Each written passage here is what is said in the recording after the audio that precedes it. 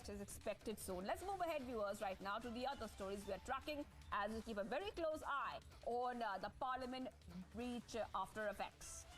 All right, let's go ahead and take you to the story we're tracking globally with inflation rate easing in the US and the economy holding in. The Federal Reserve has held its key interest rate steady for the third straight time and set the table for multiple cuts to come in 2024 and beyond. The U.S. Federal Reserve Chairman said that while the growth in economic activity has slowed from the outsized pace seen in third quarter, the GDP is on track to expand around 2.5% for the year as a whole. Here's an entire report on that.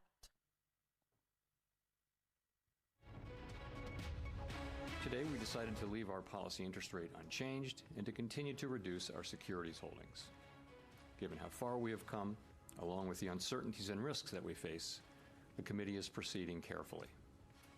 We will make decisions about the extent of any additional policy firming and how long policy will remain restrictive based on the totality of the incoming data, the evolving outlook, and the balance of risks. In our summary of economic projections, committee participants revised up their assessments of GDP growth this year, but expect growth to cool, with the median projection falling to 1.4% next year.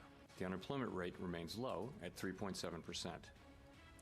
Strong job creation has been accompanied by an increase in the supply of workers. The labor force participation rate has moved up since last year, particularly for individuals aged 25 to 54 years, and immigration has returned to pre-pandemic levels. While participants do not view it as likely to be appropriate to raise interest rates further, neither do they want to take the possibility off the table. If the economy evolves as projected, the median participant projects that the appropriate level of the federal funds rate will be 4.6% at the end of 2024, 3.6% at the end of 2025, and 2.9% at the end of 2026, still above the median longer-term rate. These projections are not a committee decision or plan.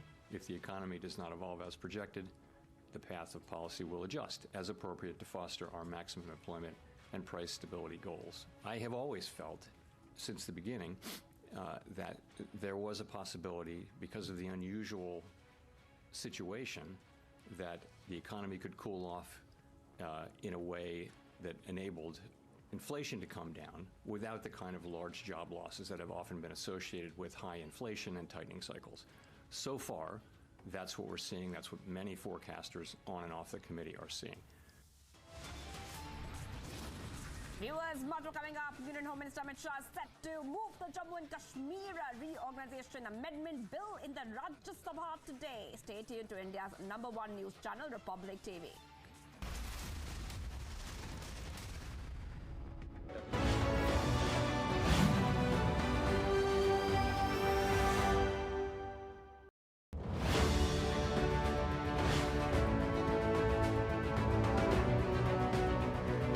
Tier 2 cities, smaller towns, having people, that independence, financial independence, what are the sort of efforts that you're putting in at Axis Bank?